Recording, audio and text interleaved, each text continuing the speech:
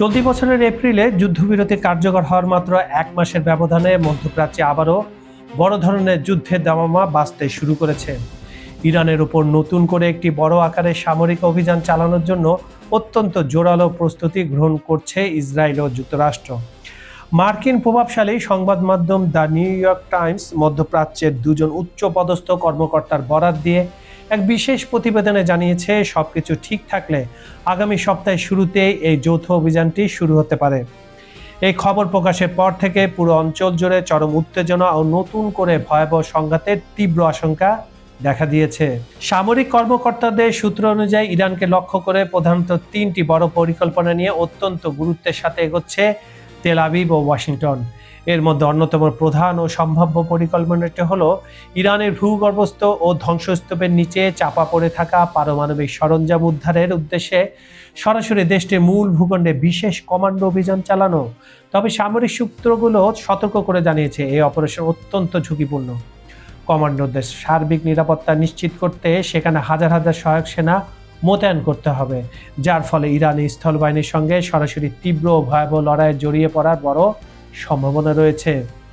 দ্বিতীয় বিকল্প পরিকল্পনা হিসাবে ভাবা হচ্ছে পারস্য উপসাগরের অত্যন্ত গুরুত্বপূর্ণ এবং কৌশলগত তেল রপ্তানি কেন্দ্র খার্দ্বীপ নিজেদের নিয়ন্ত্রণে নেওয়া বা দখল করার বিষয়টি।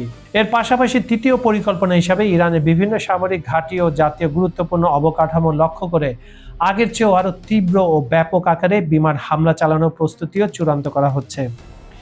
ইসরায়েলি নেতৃত্ব আগে স্পষ্টভাবে জানিয়েছিল, তারা পরশক্তি যুক্তরাষ্ট্রকে সঙ্গে নিয়ে ইরানের সামরিক শক্তিকে সম্পূর্ণ ধ্বংস করতে চায়। একই সঙ্গে তাদের পারমাণবিক ও ব্যালিস্টিক মিসাইল কর্মসূচি চিরতরে নির্মূল করা এবং বর্তমান ইরানি শাসক গোষ্ঠীকে ক্ষমতাচ্যুত করার উপযুক্ত পরিবেশ তৈরি করাও তাদের মূল লক্ষ্য। কিন্তু গত মাসে সাময়িক যুদ্ধবিরতির কারণে তাদের এই দীর্ঘমেয়াদী উদ্দেশ্যগুলো অপূর্ণ রয়ে গেছে, যা এখন নতুন করে এই বড় যুদ্ধ প্রস্তুতির মূল কারণ হয়ে দাঁড়িয়েছে।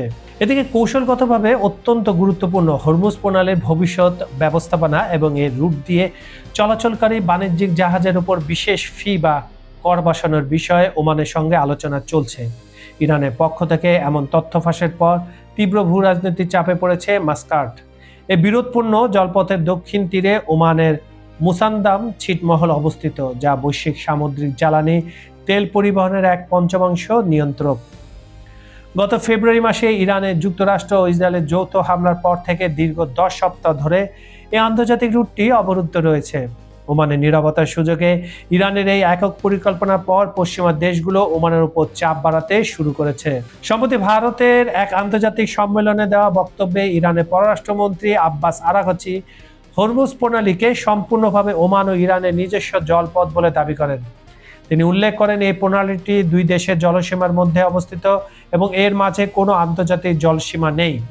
আরাগাচি আরও জানান, প্রণালীটির ভবিষ্যৎ পরিকল্পনা, পরিচালনা ও বাণিজ্যিক জাহাজগুলোর নিরাপত্তা নিশ্চিত করতে ইরান ও ওমান যৌথভাবে একটি রূপরেখা তৈরি করছে।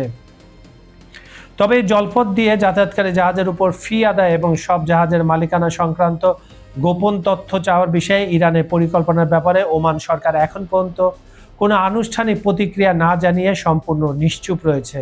পশ্চিমা কূটনীতিকেরা ইরানের এই নতুন প্রস্তাবকে সম্পূর্ণ বেআইনি বলে আখ্যা দিয়েছেন। তাদের মতে এই পরিকল্পনার মাধ্যমে ইরান কোন দেশের মালিকানায় জাহাজ চলছে তার উপর ভিত্তি করে ইচ্ছেমতো জাহাজ চলাচলের অনুমতি দেওয়ার বা আটকে দেওয়ার একচেটিয়া ক্ষমতা পাবে।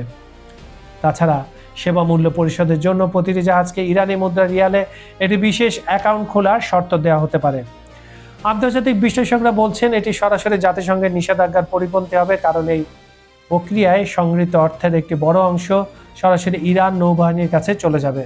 ইরানের এই একপেশে পদক্ষেপের পাল্টা ব্যবস্থা হিসাবে হরমুজের জাহাজ চলাচলের স্বাধীনতা সমুন্নত রাখতে ফ্রান্স ও যুক্তরাজ্য একটি যৌথ বিকল্প পরিকল্পনা তৈরি করে ওমানের কাছে হস্তান্তর করেছে, যাতে উপসাগরের অধিকাংশ দেশেরই সমর্থন রয়েছে। এই বিষয়ে আলোচনার জন্য যুক্তরাজ্যের পররাষ্ট্র দপ্তরের রাজনৈতিক পরিচালক লুয়েনিয়ান সহ কয়েকজন উচ্চপদস্থ ব্রিটিশ কর্মকর্তা এবং আন্তর্জাতিক সমুদ্র সংস্থার মহাসচিব আর্সেনিও ডমিনগুয়েজ সম্প্রতি ওমানের রাজধানী মাস্কাট সফর করেছেন। বর্তমানে উপকূলীয় দেশগুলোর এই ধরনের আন্তর্জাতিক জলপথে টোল আদায়ের কোনো আইনি অধিকার আছে কিনা সেটাই এখন এই প্রণালীটি পুনরায় চালুর প্রধান বাধা হয়ে দাঁড়িয়েছে।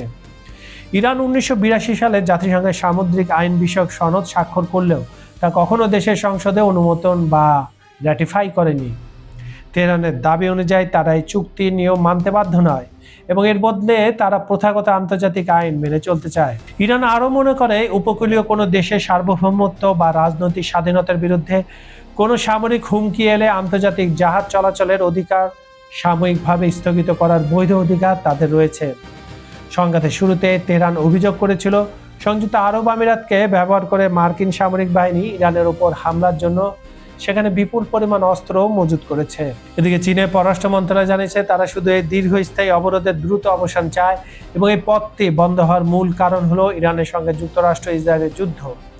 ইরান সেনাবাহিনী জানিয়েছে ইরানে নিযুক্ত চীনা রাষ্ট্রদূতের সঙ্গে সফল আলোচনার পর তেহরান বেশ কিছু চীনা তেলের ট্যাঙ্কারকে প্রণালী পার হওয়ার বিশেষ অনুমতি দিচ্ছে, কারণ এসব জাহাজ ইরানের নতুন নিয়মকানুন মেনে চলতে রাজি হয়েছে।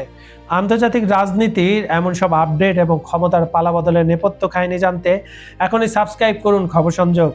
আর যারা বিজ্ঞাপন বা প্রমোশনের মাধ্যমে আমাদের সাথে যুক্ত হতে চান, ডেসক্রিপশন বক্সে দেওয়া ঠিকানায় যোগাযোগ করতে পারেন। আমি কাজল হায়দার আজ বিদায় নিচ্ছি। দেখা হবে বিশ্ব রাজনীতির নতুন কোনো রোমহর্ষক সমীকরণ নিয়ে। ততক্ষণ পর্যন্ত চোখ রাখুন আমাদের পর্দায়। ভালো থাকুন, সতর্ক থাকুন। আল্লাহ হাফেজ।